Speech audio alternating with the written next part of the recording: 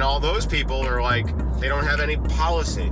They don't even know what the policy is that they're arguing about. I have yet to meet one person to be like, very specifically. And I ask, tell me specifically what's the policy that's got you angry. And people will be like, the world, and they speak in generalities because you know why? I'm telling you straight. Remember something. On the internet, there's no editorial. That was my whole issue when I sent that mass letter to the heads of CNN and Politico and Washington Post, and I sent a copy to Breitbart. I sent a copy on both sides, and I was like, I'm a cowboy. I want to fight with everybody. Okay? One guy wrote me back. That was another video. I'm not going to get into it. One other guy wrote me back, and he said I misspelled a word, and he couldn't defend what I was saying. And he had been living in Miami, and I was like, I'll eat your lunch. I know about South Florida politics, and I know about South Florida economics and the economic landscape better than you ever could. He did not like that. Here's where I'm going. I have yet to have anybody, and I keep telling these people who are texting me, you have to tell the person that you're in an argument with, what the hell are we arguing about? Is this a football game? Are you supposed to be like, ha, my team won? Like, write down on your refrigerator with a little magnet your consumer price index, meaning what you pay for some chicken cutlets. Very basic. I'm very street, okay? What did you pay for some hamburger meat when you went to Wendy's to get a quarter meal with the french fries? What did it cost? What is the cost of some basic things that you spend money on? And let's see if the money supply increases. I'm not even going to call it inflation because some economists are not sure if we're going to get inflation.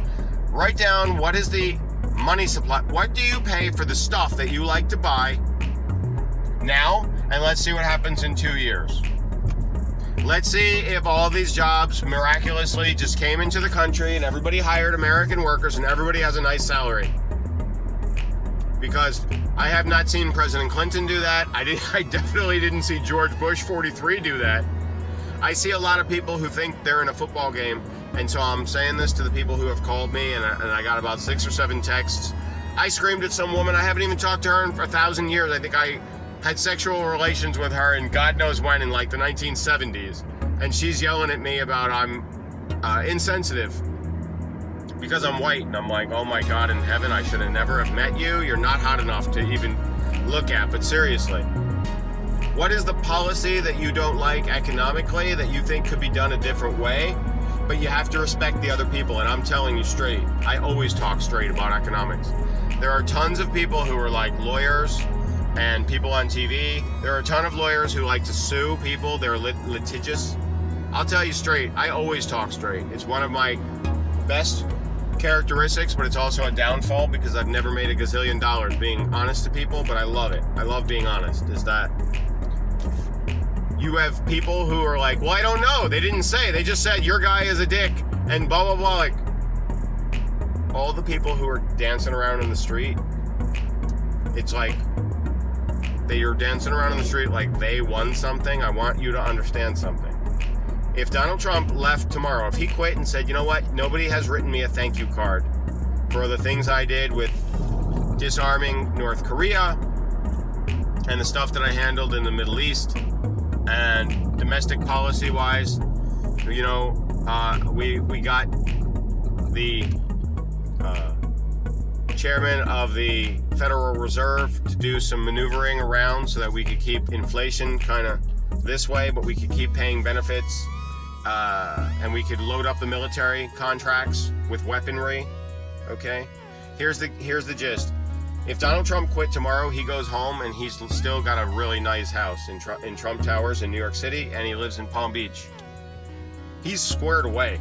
If President Obama leaves tomorrow, you know, you didn't hear about Obama in 4 years, right? He was a college professor his whole career, got into the state House, got into the state Senate, got into the Senate of the United States, then became president, then he disappeared. He appeared about a month ago, giving out rallies because the DNC paid him to do it, okay? Jeb Bush hates Donald Trump. In the primaries to the Republican Party, 2016, Donald Trump just clowned Jeb Bush, who thought he was going to have the trifecta dynasty. George H.W. Bush, George Bush Jr., and then Jeb thought it was his turn after he effed up Florida. The economy in Florida was effed up because of Jeb Bush.